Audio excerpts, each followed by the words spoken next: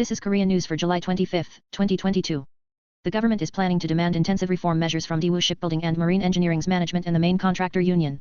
It was decided to demand intensive self-rescue measures from the incompetent management who caused accumulated losses of more than 7 trillion won even after receiving 11 trillion won in taxes.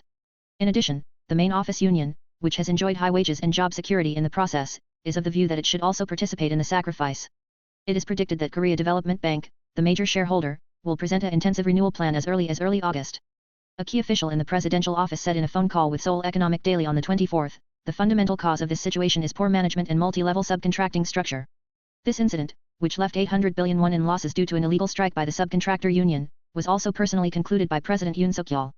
President Yoon emphasized resolving the situation through laws and principles, saying, "I waited long enough," and Minister of Employment and Labor Lee Young-sik negotiated with the union to prevent the use of public power. The President's office is of the view that since President Yoon verbally intervened several times in strikes at individual workplaces, a fundamental solution should be used to prevent a recurrence. A high-ranking official at the presidential office said, "Of course, structural issues should be discussed." According to the presidential office, the government will hold both the management and the main subcontractor union responsible for causing great social chaos. First of all, we plan to demand a high-strength self-rescue plan from the management who created the seeds of the situation through poor management. Daewoo Shipbuilding and Marine Engineering, DSME, is pursuing self-rescue measures by selling the Okpo business complex and non-operating assets to normalize management after the merger with Hyundai Heavy Industries collapsed. However, since the amount of loss has increased due to the strike, measures to secure additional liquidity must be prepared. It was found that Korea Development Bank, a major shareholder and main creditor bank, completed consulting on Daewoo Shipbuilding and Marine Engineering through an external agency in April. Based on this, there is an observation that a comprehensive roadmap for renewing Daewoo Shipbuilding and Marine Engineering will be released as early August. A high-ranking passport official explained, "There is damage due to the strike in June and July, so countermeasures will be prepared after recalculation." Also, in line with President Yoon's keynote that if there is any illegality, regardless of whether it is bought or sold, the management can be held intensively responsible if illegal actions are revealed. It is also expected to initiate labor reforms, such as improving the dual structure of wages. Currently, 70% of Daewoo Shipbuilding's 12,000 workers are subcontractors. Subcontracting is a multi-level structure that leads to subcontracting in the form of a logistics team. In particular, almost 100% of the risk work is carried out by subcontractors. However, wages are almost twice as high for subcontractors doing relatively safe jobs. The shipbuilding industry is the place where the double structure where subcontractors doing dangerous work suffer from low wages is the most serious. The government thinks that primary contractor workers should share the pain in order to improve the treatment of subcontractor workers. As one of the labor reforms, some observers predict that Daewoo Shipbuilding and Marine Engineering will demand a solidarity wage system that distributes part of the wage increase for regular workers to subcontractors. An official from the presidential office said, "We believe that social consensus has been formed on the dual structure through this incident." Zhang Yura, the daughter of Choi Soon-sil, who is imprisoned for the Gyeongnam-dong case, demanded that my mother also ask for a pardon in response to a request for a pardon from the former Dongyang University professor Jang Kyung-shim, wife of former Justice Minister Cho Kook. On the 22nd, Ms. Young posted on her Facebook page, "Please forgive my mother, too. At least for my 70th birthday, I want to be together at home," she said. He said, ex-President Park Geun-hye, who is already a CO convict, can also be pardoned. Since her youngest child was born, she has never been held in the arms of her grandmother, she said. She continued, "Can you please stop forgiving me now? When I see a mother who is incarcerated after 3 or 4 surgeries while enduring the pain in this heat because of her ugly daughter, she only wants to die as a daughter." She added, "Give her babies a chance to feel her grandmother's love, even just once, when her grandmother loves her the way she does." Meanwhile, Park Ji-won, former head of the National Intelligence Service, argued on the 21st that President Yoon Suk-yeol's inauguration should include Jang Kyung-shim, a former professor at Dongyang University, in the special envoy on August 15, the first special amnesty since his inauguration. However, in the passport, it was criticized that the amnesty of former Dongyang University professor Jang Kyung-shim was not appropriate. Kim Jong-sik, former head of the People's Power Vision Strategy Department, said on his Facebook page, "It is an incident where the Gangnam aunt forged documents and made her child illegally enrolled." Meanwhile, Jang Kyung-shim, a former professor at Dongyang University, was sentenced to 4 years in prison by the Supreme Court in January on charges of corruption in her children's entrance exams and violating the Capital Market Act related to private equity funds. The body of a woman believed to be a North Korean resident was found near Gunnam Dam on the Imjin River in the northernmost part of Yeoncheon, Gyeonggi-do, and the police and military authorities began an investigation. According to the Yeoncheon police station in Gyeonggi province on the 24th, at 8:25 am on the 23rd at 8:25 am, a camper passing by in the bushes at the downstream of the Imjin River Gunnam Dam in Yeonkan found a woman's body and reported it to the police. At the time of discovery, her body was said to have been decomposed to such an extent that the age and other factors could not be estimated.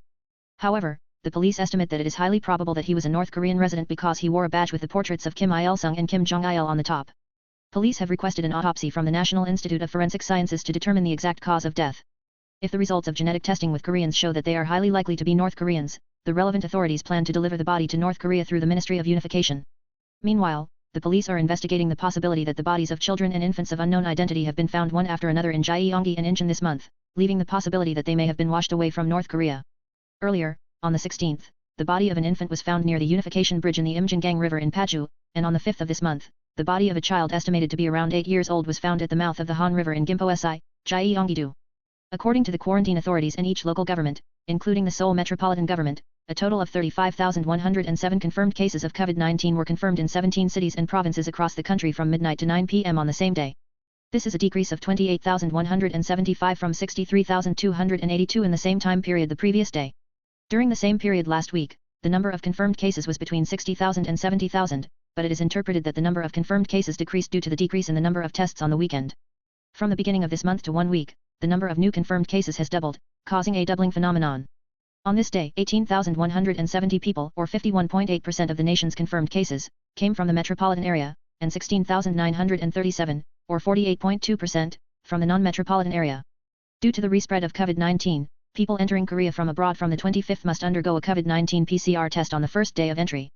In principle, PCR test must be performed on the day of entry, and if it is difficult to test on the same day, the test must be completed by the next day. The government relaxed the PCR test time limit for overseas arrivals to within 3 days of entry in June as the Corona-19 epidemic subsided, but recently, as the number of confirmed cases has risen again, quarantine has been strengthened. Among overseas entrants, Korean nationals and long-term foreign residents can receive PCR test free of charge at their home or at the local public health center. Foreigners staying for a short period of time are recommended to be tested at the airport COVID-19 test center, and the cost of the test is to be borne by the person. After undergoing a PCR test, the government has recommended that you wait at home or in your accommodation until the results are available. In addition, it is recommended that people be tested for COVID-19 once again with a professional rapid antigen test on the 6th to 7th day of entry. Currently, to enter Korea, you must undergo PCR within 48 hours or rapid antigen test within 24 hours before entering Korea. Quarantine authorities are also reviewing ways to only accept PCR tests before entering the country if the spread of COVID-19 intensifies. On the other hand, from this day, face-to-face visits are prohibited again at nursing hospitals and facilities and mental hospitals and facilities. Caffeine, the main ingredient of coffee and recently called a well-being ingredient, has been found to be effective in improving athletic performance, treating depression, and losing weight. According to the Korea Food Communication Forum, the American Medical Association recently published an article titled "What Doctors Want Patients to Know About Caffeine's Effects," saying, if you drink 2 to 5 cups of coffee a day, caffeine is a powerful antioxidant and antioxidant. It can have an inflammatory effect. He introduced 4 health benefits of caffeine. First, caffeine relieves depression. Caffeine can increase the release of dopamine, a brain chemical, which can improve mood in people with depression. Caffeine also improves athletic performance. This is because caffeine reduces fatigue and increases endurance and speed. You can exercise longer after drinking coffee. It is for the same reason that some athletes drink coffee before training or competition. It also helps with diet. It increases the basal metabolic rate and somewhat suppresses appetite, and in the case of black coffee, only 2 calories per cup. It also relieves headaches. Caffeine is also used medicinally to treat headaches because it increases the absorption of other analgesics. Caffeine constricts blood vessels and may even relieve headaches. The U.S. Food and Drug Administration says it is safe for most people to consume no more than 400 milligrams of caffeine per day. Testimonies have emerged that North Korea filmed a video of North Korean defectors being forcibly repatriated from Panmunjom in November 2019 and used it to educate North Koreans for about a year from the spring of 2020. It has been pointed out that forced repatriation could be a psychological barrier to North Korean defectors, but this is the first testimonial that it was actually used as an educational material. According to a North Korean source on the 24th, the Education Center and multiple North Korean defectors who conducted collective education at the time reported that the video was shared not only in North Korea but also in North Korean restaurants and factory workers in the 3 northeast provinces, including Shenyang and Dandong, China, from spring 2020 to spring last year. Said to have been disclosed. The North Korean defectors who claimed to have received the education explained that after watching the video of repatriation released by the Ministry of Unification on the 18th, it was the same as the scene in the education video, and that it was an opportunity for many North Korean workers in China to give up defecting. A North Korean defector who received the training said, the training was under the instructions of the Pyongyang command, and the video seems to have been taken from the second floor of the North Korean guard post looking down at the moment when 2 fishermen were handed over to the north through the meeting room of the Neutral Nations Supervisory Commission in Panmunjom. While showing this scene of repatriation, education officials said that they warned, if you go to South Korea, you will be sent back to North Korea like this. A source said, in the past, I was educated with videos to prevent defection from North Korea, which were made in advance, saying, you can't go. Thank you for watching today.